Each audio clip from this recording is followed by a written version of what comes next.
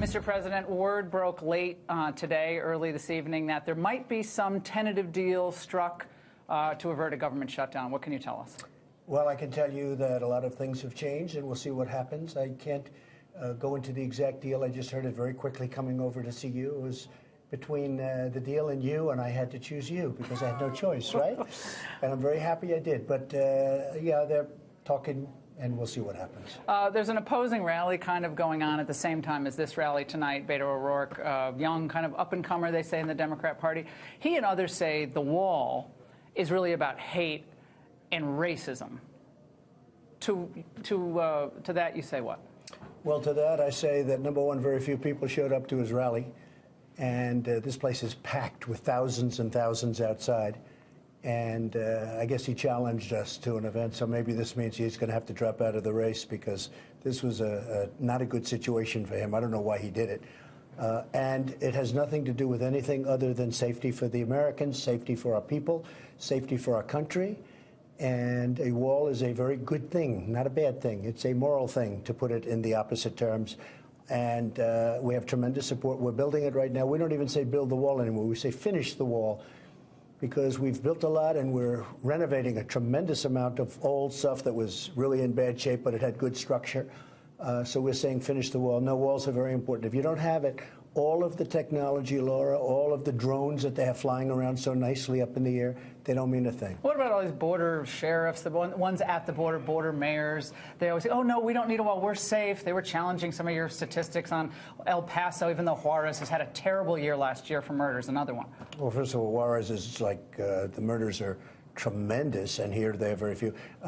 They are not correct. They know they're not correct. And they say the crime was low. Low before the wall. Was very high, and then the wall got built.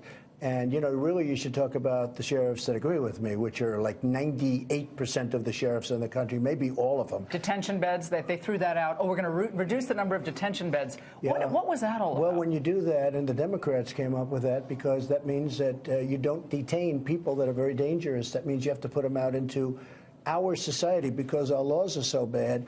And if you look at what happened and what's been passed over the years in Congress, it's a shame, it's a disgrace. That means we can't just put them back into Mexico or where they came. We have to put them back into our society. In some cases, they're stone-cold criminals. We can't do that. Another good piece of economic news came out today, personal confidence in the economy. I think it's at a 16-year high. Yeah. With that, why are so many millennials gravitating in some polls towards socialism over capitalism? And what can you do to reinvigorate their understanding of the free market? Well, I think they're, number one, they're young. They're idealistic, if you call it idealistic. I think that capitalism is more of an ideal.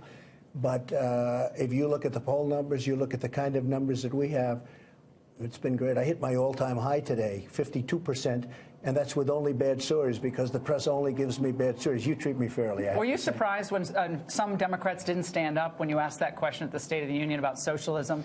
Or we're never going to be a socialist country? Not everybody stood up. Because that's where they're coming from. When I see some of the responses, when I see some of the statements made by congressmen and women, I say, are we living in the United States of America? Look, we have a country that's doing the best it's ever done. We are just lapping the world. You compare, you know, it used to be like we were a second sister to China. Now China is looking up to us. We are doing so well, and other countries are not doing well. And that makes it tougher for us in a certain way because we do business with other countries.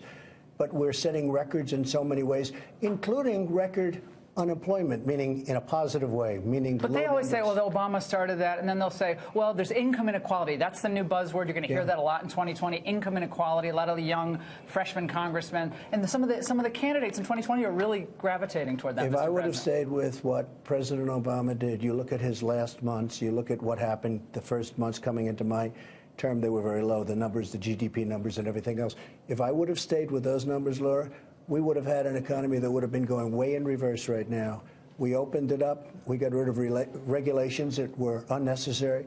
We did the biggest tax cuts we've ever done in our country. We opened up the oil. We opened, you know, we're the largest oil exporter now. We're the largest oil and gas in the world right now. Nobody thought that was possible this quickly. No, we opened up our country. We're letting people work again.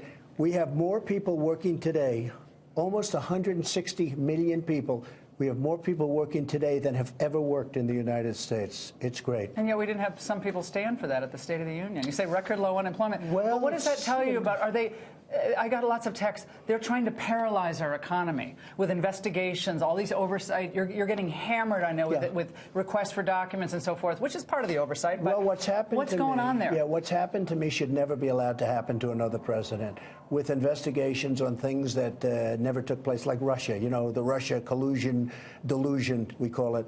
I call it a hoax.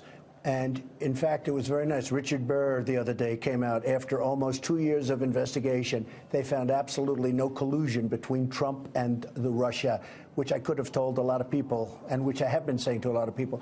This has never happened to it. The Democrats know it's a hoax. This is a political game. So now the Russia thing is dead. And now they say, well, we're going to look at every company that Donald Trump was ever, they don't have any information or anything. We're going to look at every company that Donald Trump was ever involved in. I did great. I made a lot of money. Now they want to go back and investigate every company. We want to go, and we have, I think, 79 different letters from different committees. Democrats. How are you going to respond to these letters? Well, for the most part, they're conflicted.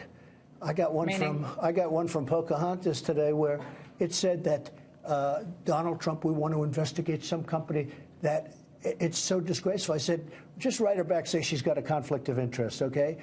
And she should focus more on her heritage and not being ashamed of what she is. She should really focus on herself. But we've gotten letters, Laura, from so many committees. I didn't know we had so many committees. I think it's up to 79 letters. This is based on no information of any wrongdoing, because I'm a very straight person. African-Americans. Excuse me. So we went through this whole Russian hoax.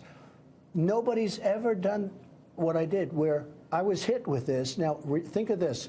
Hit with it, and we probably had the greatest first 2 years of any president in our history in terms of what we've accomplished with employment, with GDP, with everything. And companies are moving back into our country, which is one of the great stats. African Americans in this country, what would you say to the young African American today in Virginia who's seeing the turmoil in that state and and wants to kind of understand what the race issue is like pummeling us on all sides? It's a terrible situation. I think that the Republicans are going to do very well in Virginia. I think a lot of things are happening in Virginia. I didn't campaign in Virginia because I was told that a Republican not much, a few stops. Very not much, little, at the very no, but end. Virtually not. But yeah, I started looking at numbers. I said, why aren't I there? But I didn't. You know, they sort of assumed that that's a Democrat state, and as you know, I did very well there without having gone. I think Virginia is ready to flip over to something, and I'll tell you, African Americans are coming to the Republican Party like nobody can believe. A lot of things are happening, a lot of very positive things. Should Northam resign? Well, I watched his news conference. It was pretty sad. It was a sad look. Let them figure out what to do. But I felt sorry for his wife. And his wife saved him from doing, as you know, Michael Jackson. Yeah. He was going to try and imitate Michael Jackson with the moonwalk. Nobody can imitate Michael with the moonwalk. And this would not have been a pretty, you add that little couple of seconds of footage onto what he did. But it was a pretty bad situation. Mr. President, thank you. Thank you very much. Thank you very much for being here. Thank you very much. Thanks. Appreciate it.